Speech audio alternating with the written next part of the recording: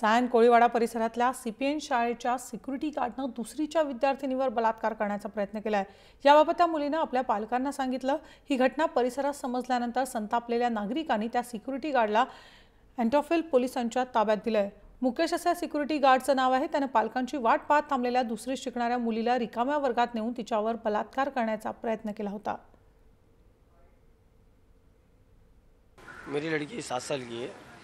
वो CBM school में दूसरी भी पढ़ती है। वो 11 बजे स्कूल एक्स्ट्रा क्लास है।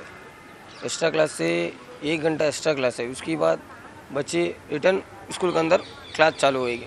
क्लास चलने के 12:30 आसपास बच्चे को एक्स्ट्रा क्लास ख़त्म हुआ, नीचे आके बैठा वॉचमैन की जगह पे। वॉचमैन की जगह पे बैठा अंदर क्लास के अंदर, तो सुबह वाला लड़की तो पढ़ती है। उनकी बात बच्चे लोग को अंदर छोड़ गए। तब तक वॉचमैन के पास बैठे हैं। वॉचमैन ने वो बेटे लड़की को क्या किया, बच्चे नीचे पीछे सब हाथ बीत डाले, हाथ बीत किधर गंदे गंदे जगह पे हाथ घुमाए। CBM नावाचं हायस्कूल आहे इथे एंटॉफिल पंजाबी कॅम्पमध्ये। तर काल दुपारी शाळेतल्या एका अल्पवयीन मुलीबरोबर तिथला वॉचमॅन मिश्रा म्हणून आहे, त्यांनी दुष्कर्म करण्याचा प्रयत्न केलेला आहे। त्याचप्रमाणे ते येताना त्या मिश्रा जो नावाचा आरोपी आहे त्याला बरोबर घेऊन आले।